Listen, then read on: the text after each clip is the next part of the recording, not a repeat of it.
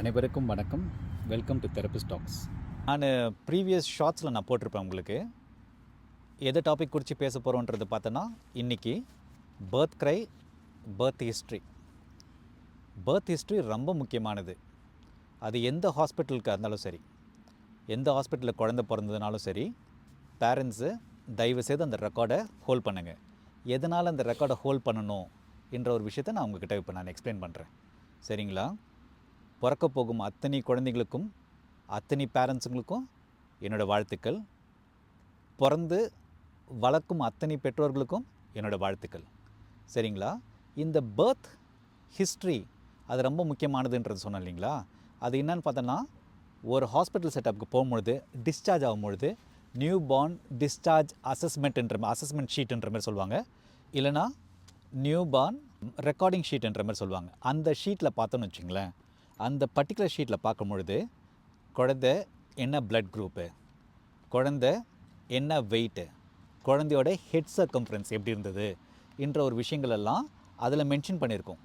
அதுமாரி மென்ஷன் பண்ணியிருக்கும் பொழுது அந்த பர்த் க்ரை குழந்தை அழுகும் இல்லைங்களா, அந்த ஒரு விஷயம் ரொம்ப ரொம்ப முக்கியமான ஒரு விஷயமானதுக்காக தான் இந்த டாபிக் குறித்து அதை நான் பேசுகிறேன்னு வச்சுங்களேன். எதனால் இந்த டாபிக் குறித்து நான் பேசுகிறோன்ற மாதிரி பார்த்தோன்னா, பிற்காலத்தில் குழந்தைக்கு ஏதோ ஒரு பாதிப்பு இருக்குதுன்றது இருக்கும்பொழுது ஃபஸ்ட்டு நீங்கள் டாக்டர்கிட்டையோ இல்லை ஒரு தெரப்பிஸ்ட்கிட்டையோ ஒரு அசஸ்மெண்ட்டுக்கு போகும்பொழுது அவங்க என்ன கேள்வி கேட்பாங்கன்றது பார்த்தோன்னா, குழந்தை எப்படிம்மா பிறந்தது, என்ன விதத்தில் பிறந்தது அப்படின்ற மாதிரி ஒரு விஷயத்தை கேட்பாங்கன்னு வச்சுங்களேன்.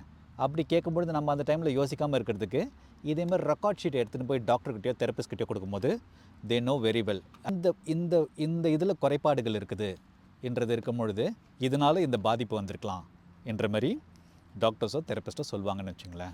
2 விதமான பர்த் க்ரை இருக்குது. ஒன்று நார்மல் பர்த் க்ரை, இன்னொன்று abnormal birth cry. Normal birth cry எப்படி இருக்குன்றது பார்த்தோன்னா, ஒரு குழந்தை நார்மலியாக பிறக்கிறதோ இல்லைனா சி செக்ஷனில் பிறக்கிறதோ இதேமாதிரி ஒரு விஷயங்களில் பிறக்கும் பொழுது, இல்லைனா விபிஏசின்னு சொல்லுவாங்க, அதனால் vaginal birth after caesarean section என்ற மாதிரி சொல்லுவாங்க. இதேமாதிரி ஒரு விஷயத்தில் பிறக்கும் பொழுது அந்த குழந்தையோட ஹிஸ்ட்ரிகள் ரொம்ப முக்கியம். இதோட ரொம்ப ரொம்ப ரொம்ப முக்கியமான ஒரு விஷயம் என்னென்னு பார்த்தோன்னா, abnormal birth cry. Abnormal birth க்ரைனா என்னென்னு பார்த்தோன்னா, குழந்தை பிறந்துட்டு அந்த oxygen supply to the brain போகாமல் இருக்கும் பொழுது அந்த குழந்தை அழுக செய்யாது. அப்போது டாக்டரோ இல்லை நர்ஸோ அந்த குழந்தைய தட்டியோ இல்லைன்னா அந்த குழந்தைய ஒரு ஸ்டிமுலேஷன், ஒரு சின்ன ஒரு கில்கில் போது அந்த குழந்தை ஆட்டோமேட்டிக்காக அழுக ஆரம்பிக்கும். This is called as abnormal birth cry. சரிங்களா? நார்மல் பர்த் க்ரைக்கும் அப்நார்மல் பர்த் க்ரைக்கும் வித்தியாசம் இருக்குது. அதனால் நீங்கள் எந்த ஒரு பேரண்ட் ஏதோ ஒரு குறைபாடு இருக்குது ஒரு குழந்தைக்குன்றது இருக்கும் பொழுது அந்த பேரண்ட்டு அந்த பர்த் ஹிஸ்ட்ரி இதனால தான் இருக்குன்ற சொல்ல முடியாது, மேபி இதனால் கூட இருக்கலான்றதுக்காக தான் நான் சொல்ல வரேன். சரிங்களா? பர்த் ஹிஸ்ட்ரி ரொம்ப ரொம்ப முக்கியம். அந்த ஒரு ஹிஸ்ட்ரியை வாங்குறதுக்கு அந்த பர்த் ஷீட்டை அந்த அந்த அந்த பர்டிகுலர் ஹாஸ்பிட்டல்ஸில் கேட்டு வாங்குறது ரொம்ப நல்லது. சரிங்களா? இதேமாரி birth cry, abnormal birth cry பற்றி பேசினேன் இல்லைங்களா? இதேமாரி பர்த் க்ரை உள்ளவங்களுக்கு ஆக்சிஜன் லேப்ஸ் இருக்கிறவங்களுக்கு என்ன சொல்லுவாங்கன்றது பார்த்தோன்னா HIE-ன்ற மாதிரி சொல்லுவாங்க, ஹைபாக்சிக் இஸ்கெமிக் என்செஃபலோபதி. அந்த கண்டிஷன், அதாவது ஆக்சிஜன் லெவல் பிரெயினுக்கு போகலைன்ற மாதிரி இருந்தாலும், இதேமாரி பிரெயினுக்கு போகாமல் இருக்கிற ஆக்சிஜன் லெவலில் HIE-ன்ற மாதிரி சொல்கிறோம் இல்லைங்களா, அது it may be mild, moderate or severe. இந்த 3 விதமாக பிரிக்கலாம்னு வச்சுக்கலாம், மைல்டு, மாட்ரேட் அண்ட் சிவியர். அந்த குழந்தைக்கு என்ன குறைபாடுகள் இருக்குதுன்றது அது இந்த ஒரு ஷீட்டில் கூட தெரிஞ்சுக்க வாய்ப்புகள் நிறையா இருக்குது. அதனால் birth history and birth cry is very very very important. சரிங்களா? இந்த ஹைபாக்சிக் இஸ்கெமிக் என்செஃபலோபதி என்ன பண்ணுன்றது பார்த்தோன்னா, maybe leads to cerebral palsy. இந்த கண்டிஷன்ஸ்லாம் நான் பொறுமையாக வரும் நாட்களுக்கு நான் இதை குறித்து நான் பேசுகிறேன். நான் இப்போது ஒரு எக்ஸாம்பிளுக்கு நான் கொடுக்குறேன் நான். சரிங்களா? இதேமாதிரி ஒரு விஷயங்கள் அந்த பர்த் ஹிஸ்ட்ரின்றதை பார்க்கும்பொழுது அந்த பர்த் ஹிஸ்ட்ரியில் ரிஃப்ளெக்ஸுன்ற மாதிரி ஒன்று இருக்கும். சில ரிஃப்ளெக்ஸ்னால் என்னன்னு பார்த்தோன்னா பிரதிபலிப்புன்ற மாதிரி சொல்லுவாங்க தமிழில். சரிங்களா? அப்போது ஒரு 7 விதமான ஒரு விஷயங்கள் ரிஃப்ளெக்ஸில் இருக்குது. ஒன்று rooting reflex, sucking reflex, Moro reflex, tonic neck reflex, grasp reflex and then stepping ரிஃப்ளெக்ஸ்ன்ற மாதிரி இருக்குது. இது அத்தனையுமே இந்த ரிஃப்ளெக்ஸ்ட் பேட்டர்ன்ஸில் அடங்கும். அதில் இந்த விஷயங்கள்லாம் டாக்டர் கண்டிப்பாக செக் பண்ணியிருப்பாங்க. அந்த ஹிஸ்ட்ரியும் தெளிவாக டாக்டர்ஸ் கிட்ட கேட்டு வாங்க பாருங்க. சரிங்களா? நார்மல் பர்த் க்ரை பற்றி நான் உங்ககிட்ட பேசினேன் இல்லைங்களா?